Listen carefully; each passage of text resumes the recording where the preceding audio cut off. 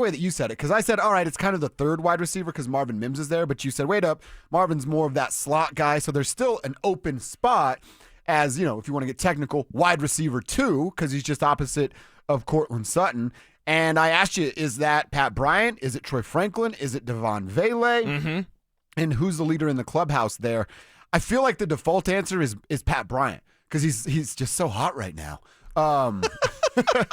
And everybody's, including you and I, are very high on Pat Bryant. But if we, again, use the timeline of Marvin Mims, Troy Franklin, Devaughn Vele, it almost feels like if Troy just simply makes the catches, isn't it kind of his job to lose to start? Or has Pat Bryant already become the favorite? Yeah, Pat Bryant's already become the favorite because of what he can do right now. And what he can do right now is run routes and block. He can run routes, he can block, and he's clutch. I like all those three things. And as a rookie receiver, it's very, very rare attribute to be able to come in and know how to cut a rud, to be able to come in and know that he has the confidence to catch contested passes. Because here's the thing, and I know that people will look back at the 40 time and be like, he's a 4.6 40 guy, he's not even fast. All right. It's about being able to run a route, disguise what you're going to do, and then having the scouts call it my ball mentality to go get it. And we've already seen with Pat Bryant against Za'Dai Barron, the coverage is tight, the guy's right there, he's in his back pocket, and he's still going to make that catch. That's where the clutch gene comes in for Pat Bryant. So make no mistake about it. He's not a blazer. He's not going to be out there outrunning everybody and pulling away, and that's not how he gets separation. He gets separation with guile. He gets separation with nuance. He gets separation, and it's not much separation, but he also has the confidence to know how to use and position his body. He's one of those guys that maybe is not the tallest guy, but could rebound really well on a basketball court. Yeah. That's the type of player that Pat Bryant is, and that's what you should be looking for this year for the Broncos. All right. Yeah, I mean, like I said, we're talking about weapons, multiple. We know who Courtland is. We assume we're going to know that Marvin kind of picks back up right where he left off. And then you add an Evan Ingram, you add some running backs that can be a threat. It's just going to open up so much for Pat Bryant's, for Troy Franklin types, and Devaughn Vele. The other thing I've been thinking a lot about with these OTAs getting underway, and Evan Ingram. And, of course, everybody's thinking about Evan Ingram because it's the check in the box of the Joker. I started to think to myself, man, we have put a tremendous amount of pressure, and now he's a professional athlete that gets paid a lot, so don't feel sorry for the pressure. And I subscribe to the adage that pressure is a privilege.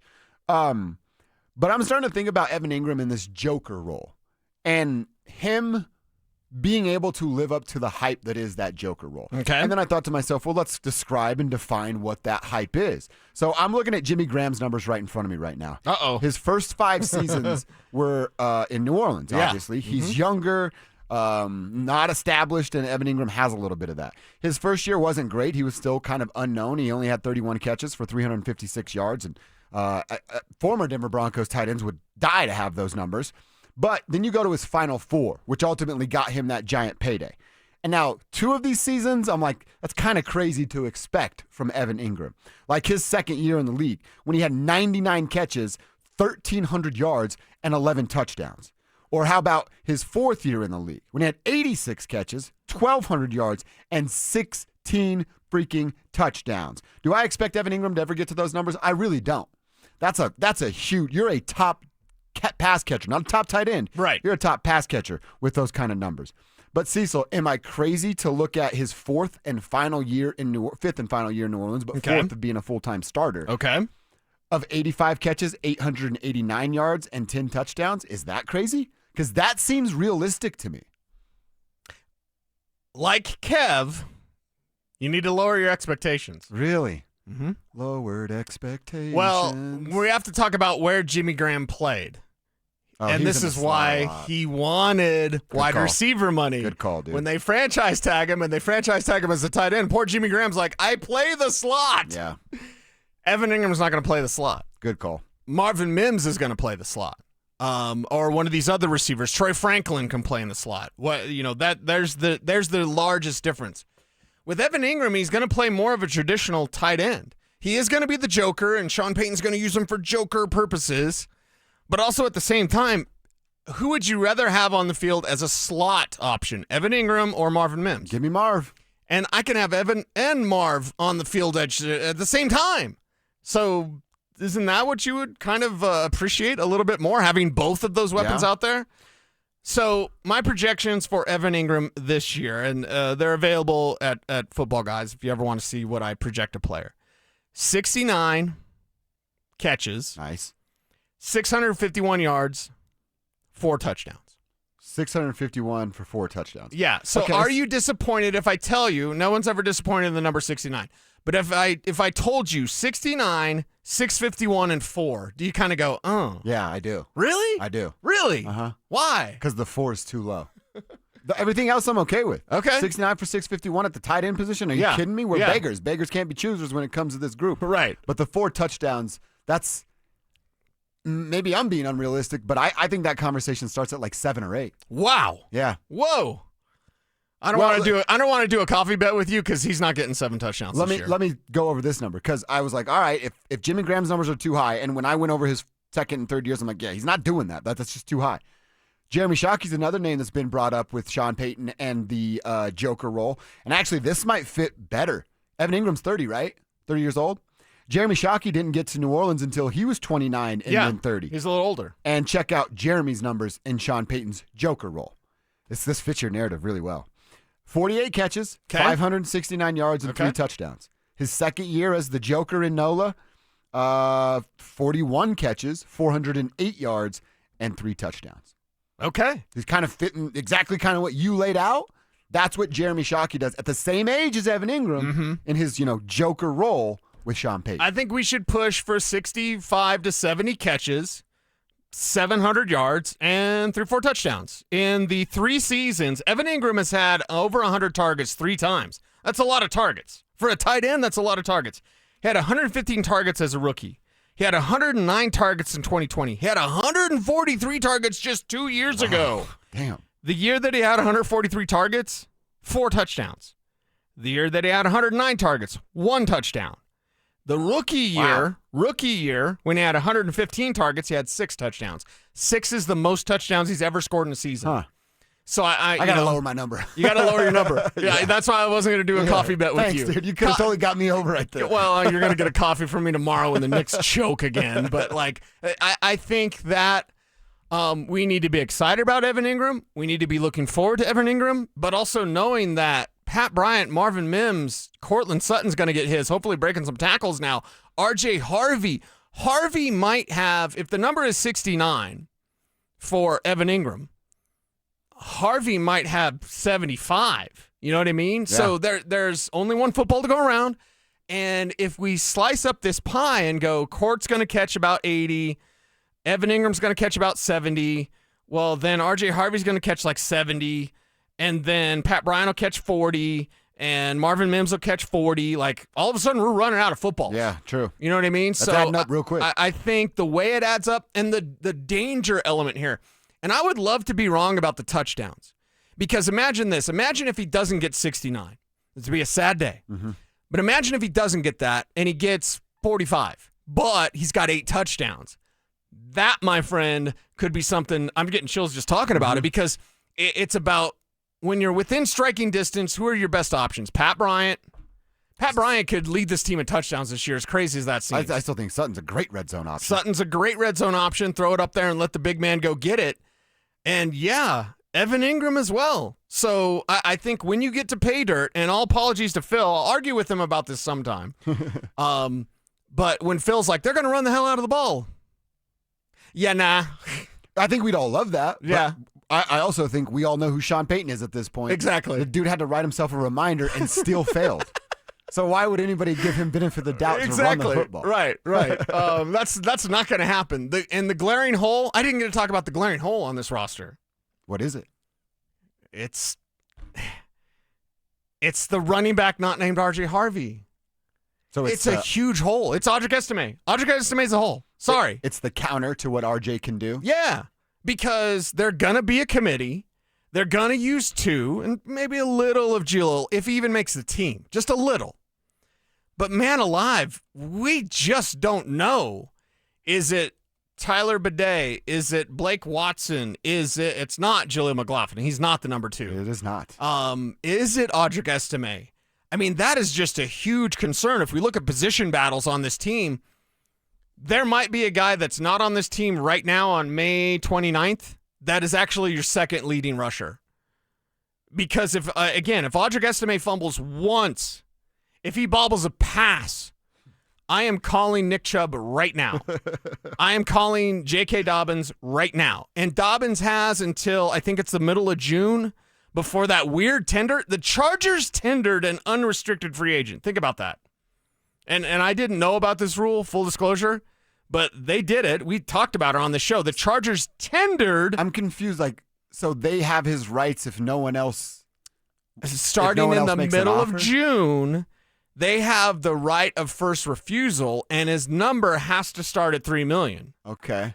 And I'll double check on that to make sure I have that information correct. What's the point of this? I understand why JK would do it. Like, hey, if I get a better offer, I'll take it. If not, I'll come back. Right. Why would the Chargers do this? The Chargers would do this because they can't have enough running backs? I guess so. Yeah, you're right. I mean, we were already learning they're not going to use Omarion Hampton. They're going to have Hampton, Najee, and J.K. Dobbins? Yeah, if they have their druthers. So, yeah, the Chargers apply an unrestricted tender to J.K. Dobbins, and under the terms of the tender, the Chargers have exclusive negotiating rights if he not sign with a team at the start of training camp, is what the initial report said. And he would make $3.4 million under the tender. So you'd have to come to him with more than that money if you wait until after this deadline. And I thought it was the middle of June, and this other report saying beginning of training camp. Either way, we know the clock is ticking. So, Estime, get your job done, dude. This team has put so much on such an unknown. I mean, just an incredible unknown. On a 5th-round pick. Well, how much do you think Tyler Baday's in the conversation? Sean clearly likes the dude. I think he's in the conversation more than people think. Like, I don't look at Tyler Baday as up until whatever week he made his appearance in. He was going to take over this backfield. And then he got hurt against the Jets game, yeah. But up until then, I looked at Tyler Baday as a practice squad guy. He's just a body. Right. But Sean doesn't look at him like that. Clearly doesn't look at him like that. So I think he's coming into camp and a part of these OTAs, mini camps, as I'm battling Audric Estime for that second fiddle. Yeah, and Baday could win it. Yeah. Because Baday's got a little bit of power. It's just that Estime is so perfect in his physical skill set in terms of what you need opposite of RJ Harvey. It's like, the perfect connection, pieces of a puzzle.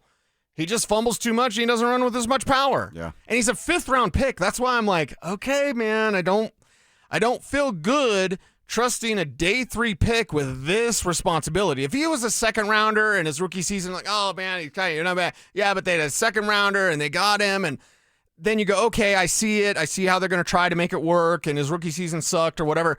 Audric Estime's rookie season sucked.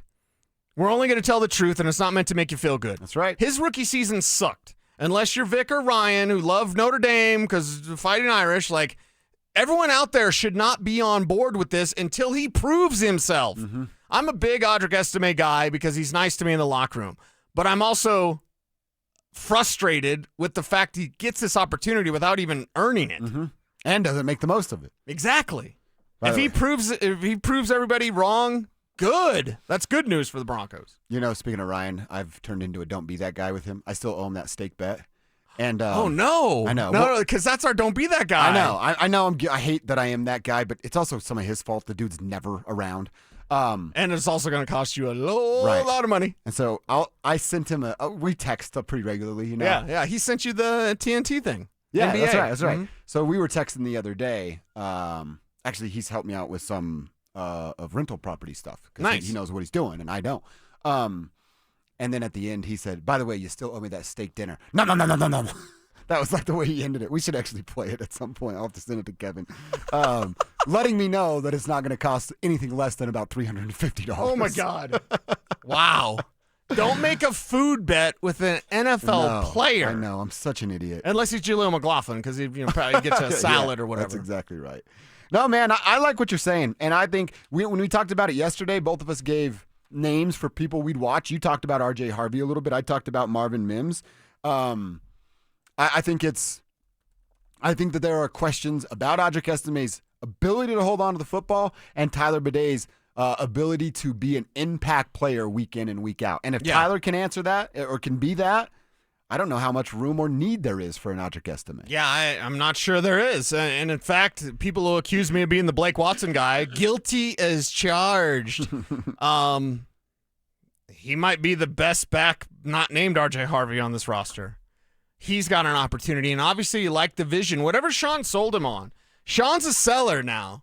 Hey, George, I got an idea to sell something, huh? You ready, George? You ready for this? I got another idea, George. Can you believe it? These ideas just come to me so easy, George. It's amazing. Aren't I amazing, George? Thank you for being there for me. I just love the way you listen, George. So the thing is, he sells guys on the vision. He sold it to A.T. Perry. A.T. Perry was getting first-team reps. For people like, oh, you talk about A.T. Perry again? He was getting first-team reps. Sean doesn't do this all willy-nilly. And for some reason, whatever reason, Blake Watson, who was going to be signed away, and I think I know the team, although I'm not allowed to reveal it, that wanted to sign him away, Blake Watson choosing Sean Payton because of whatever vision Sean has sold him on. I like that. Now, is Sean going to lie to a guy like, hey, you're going to be a starter for me? Coaches would never lie. I know, exactly. But you know what, George? I've never lied in my life. Can you believe it, George? Like, it's the greatest ever. George's like, Peyton, you just lied to me. You lied to me setting the story up. You lied to me right now. But yeah, whatever vision he's got for these guys, they're buying it. They're buying it in a big way. And that's part of recruiting. Like an NFL coach still has to recruit. For sure. And that's what Sean Payton is good at. And look, we say, you get a joker bump playing alongside Nicola. If you're an offensive player in the NFL and you're a free agent, don't you think there's some sort of Peyton bump? Yeah. Like he does have some offensive genius to him. Yeah. Sure, he can be annoying and talk too much sometimes, but there's a smart guy in there somewhere. Yeah. Still love you, Sean. Size 11.5 on those J's. On those Apologize Jordans, for calling please. you annoying. No, Sean knows. He knows. He knows. He knows who he is. He knows, but he also knows he's the man. So he's going to be annoying, and you're going to put up with it. That's exactly what you're going to do. George. Yeah, Sorry, George. All right, I want to hear from Josh Kroenke, but before we do that, how about